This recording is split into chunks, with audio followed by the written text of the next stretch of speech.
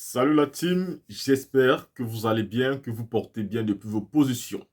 Les gars, nous allons écouter le ministre Vagoto sur TVC Monde lors d'une interview virulente et vous allez écouter ce que le ministre d'Alassane Draman Ouattara est en train de dire sur les médias français.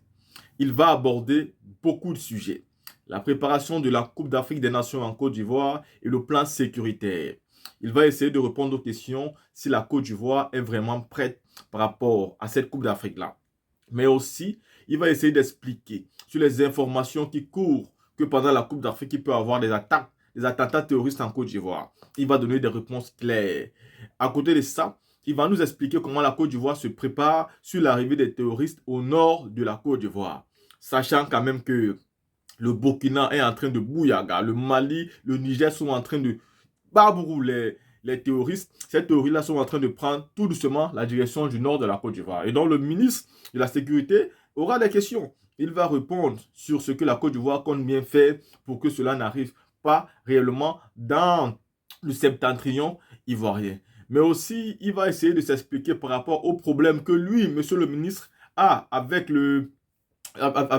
Kouyaté, le chef de la police ivoirienne. Bien évidemment, il va nous parler de Soro Guillaume qui est aujourd'hui en exil au Niger. Expliquer pourquoi, pour lui, Soro Guillaume a le droit de rentrer en Côte d'Ivoire et que lui ne sait pas si Soro Guillaume a un problème. Un vrai mytho. Mytho de chez mytho. Mytho comme son président Alassane Ouattara. Et pour tuer, il va nous faire comprendre que les 14 800 immigrés qui sont arrivés à Lampedusa, ces 14 800 Ivoiriens, ne sont en réalité pas des Ivoiriens. Que le gouvernement ivoirien est parti en Italie pour checker, pour voir qui sont les vrais Ivoiriens et les faux. Et ils n'ont découvert que 20 Ivoiriens parmi ces 14 800 Ivoiriens.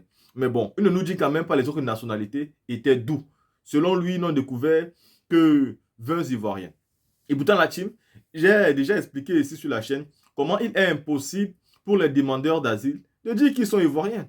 Dire que vous êtes Ivoirien en Europe aujourd'hui est quelque chose de très con, de très bête, parce que ça ne peut pas aider un immigré. Au contraire, ce sont les Ivoiriens qui mentent qui sont des Maliens, ce sont les Ivoiriens qui mentent qui sont des Burkinabés, qui sont des Nigériens. Ce sont ces pays-là aujourd'hui qui ont la chance d'avoir les titres de séjour, qui ont la chance d'être reconnus comme demandeurs d'asile, parce qu'ils viennent des pays où il y a eu des coups d'État, qui a donc de l'instabilité militaire. Et donc pour cela, ils peuvent avoir le statut de réfugié. Mais qui va être con pour aller dire aujourd'hui qu'il est ivoirien, sachant très bien qu'il va demander, il va faire une introduction de demande d'asile et dire qu'il est ivoirien, sachant très bien que la Côte d'Ivoire est en paix.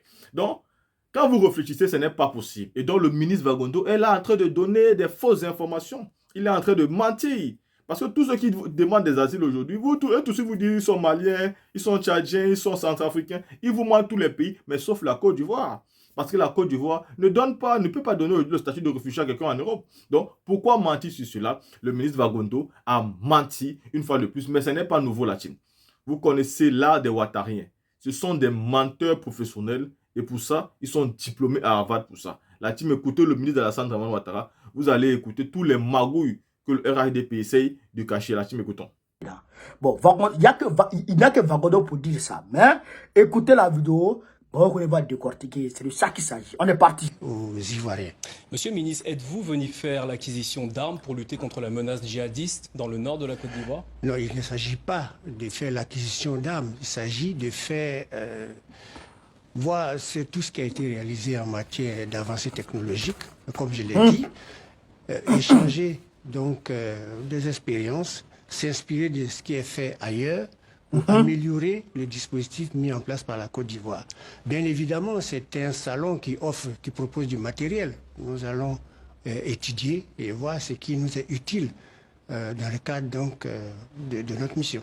Des djihadistes tentent d'étendre leur zone et de faire des incursions dans le nord de la Côte d'Ivoire. Comment est-ce que le pouvoir d'Abidjan agit pour lutter contre cette menace? Alors, ce qu'il faut savoir, c'est que le terrorisme, de façon globale, se nourrit de l'absence de l'État.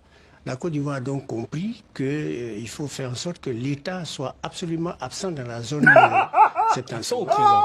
Vous avez dit absent. Il faut qu'il soit présent dans la zone. Qu'il soit présent dans la zone septentrionale de notre pays. C'est pourquoi un programme spécial a été mis en œuvre par le gouvernement à travers le développement des infrastructures sociaux et économiques de base, et surtout un encadrement des jeunes, parce que malheureusement, c'est les jeunes qui sont la cible privilégiée de ces djihadistes-là. Donc une prise en charge globale de la jeunesse et des populations. Les mesures que vous avez adoptées ont-elles déjà fourni des résultats? Absolument. Ces mesures ont produit des résultats. L'activité économique se porte très bien dans la région. Les jeunes sont occupés. D'ailleurs, le président de la République a décrété l'année 2023 comme année de la jeunesse. 1 milliard par avec jour. un programme spécial qui est dénommé PJGouv, qui se déroule très bien dans la région. Guillaume Soro est actuellement au Niger. Aux dernières informations, l'ancien Premier ministre ivoirien a déclaré qu'il mettait fin à son exil. Il dit « Je souhaite contribuer à la réconciliation des fils et des filles de Côte d'Ivoire ». Êtes-vous prêt à l'accueillir sur le sol ivoirien? Écoutez, Guillaume Soro est un Ivoirien comme un autre. Son retour en Côte d'Ivoire dépend de lui. Personne ne l'a jamais empêché d'entrer en Côte d'Ivoire. Cela n'appelle aucun commentaire particulier de ma part. C'est un Ivoirien qui est libre de rentrer. Même le ministre de la Sécurité. Mais non, Guillaume Soro est un Ivoirien, je vous le dis. Donc ça ne doit appeler aucun commentaire de ma part en tout cas. Dans sa vidéo dimanche dernier, il a accusé le président Alassane Ouattara d'avoir tenté de l'arrêter en Turquie le 3 novembre dernier, de l'extrader en Côte d'Ivoire. Le pouvoir ivoirien a-t-il tenté d'arrêter Guillaume Soro en Turquie? Vous le dites bien, Guillaume Soro a déclaré, je lui laisse la responsabilité entière de ses propos. Donc les autorités ivoiriennes ne sont pas à la poursuite de Guillaume Soro? Je n'en suis pas informé. Craignez-vous le retour de Guillaume Soro en Côte d'Ivoire? Mais il ne s'agit pas de craindre le retour d'un tel ou d'un tel qui vient dans son pays. Donc, je vous ai dit que ça n'appelle aucun commentaire particulier de la part du ministre de la Sécurité que je suis. La 34e édition de la CAN, la Coupe d'Afrique des Nations, se déroule en Côte d'Ivoire à partir du 13 janvier prochain. Disposez-vous des moyens nécessaires pour assurer la sécurisation de cet événement? Je pourrais vous dire que la Côte d'Ivoire est prête pour assurer la sécurité de cet événement qui est important. Nous considérons que chacun des participants à ce grand rendez-vous sportif au niveau de l'Afrique et même, je dirais, du monde, doit être pris et traité comme un ambassadeur de son pays en Côte d'Ivoire. À partir de cet instant-là, sa sécurité nous tient absolument à cœur. Chacun devra arriver en Côte d'Ivoire et repartir comme il est venu dans les meilleures conditions.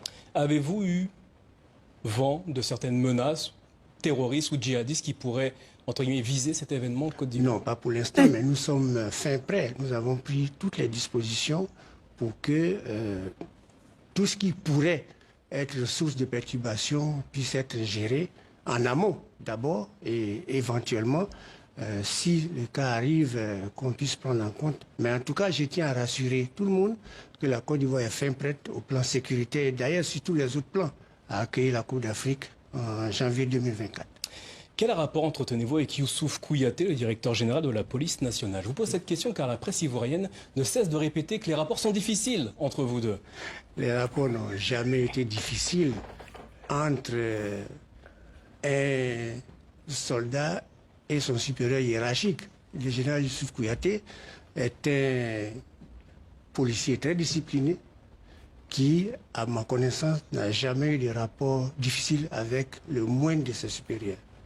Frontex, l'agence européenne de garde frontière, et l'OIM, l'Organisation internationale pour les migrations, affirment que plus de 10 000 ressortissants ivoiriens figurent parmi les migrants qui sont arrivés en Europe en septembre dernier. Vous avez contesté ces chiffres il y a quelques semaines. Pour quelle raison? Je continue de le contester. La Côte d'Ivoire continue de contester ces chiffres. Vous savez, il a été effectivement dit que 14 800 Ivoiriens sont censés être parmi les immigrés illégaux qui ont débarqué en Italie. Immédiatement, nous avons envoyé une mission sur place sur ordre du président de la République. Cette mission, au moment où je vous parle, a permis d'établir parmi ces éventuels 14 800 que 20 personnes qui sont effectivement ivoiriennes. Comment les choses sont passées? Nous sommes allés sur place, nous avons rencontré les autorités italiennes, nous avons visité les camps de rétention, disons ça comme ça, et dans la plupart des camps, aucun Ivoirien n'a été trouvé. À l'issue, l'Italie a transmis à la Côte d'Ivoire une liste de 174 personnes au total. pour voir si elles sont vraiment ivoiriennes. Nous avons regardé dans nos fichiers, nous avons fait des comparaisons. Il n'y a eu que 20 personnes qui se sont avérées être des Ivoiriens.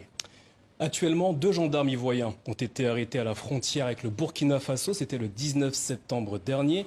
Amadou Coulibaly, le ministre de la Communication, a affirmé que des discussions étaient en cours. Où sont-elles actuellement, ces discussions? En termes de discussion, non. Je voulais vous proposer de demander aux autorités burkinabées parce que de façon régulière, à partir du moment où les frontières ne sont pas clairement établies entre nos États, par inadvertance, des éléments des forces de sécurité peuvent se retrouver de part et d'autre des frontières. Nous avons toujours géré ces cas-là entre nous, forces de sécurité. Dernièrement, pour prendre un exemple, un militaire malien s'est retrouvé en Côte d'Ivoire, nous l'avons recueilli et nous l'avons remis aux autorités maliennes. C'est la même chose que nous avons fait d'autres fois. Où est-ce que ça coince alors avec les autorités burkinabées? Pourquoi n'ont-ils pas encore libéré ces 2 gendarmes? Permettez que je vous dise aux autorités burkinabées qu'il faut poser la question. Parce que nous, à notre niveau, il n'y a aucun problème. Nous avons d'excellentes relations avec nos frères burkinabés. Il est difficile de comprendre que nos éléments soient retenus pour des motifs que nous ne comprenons pas. Diomandé Bagondo, monsieur le ministre, merci d'avoir été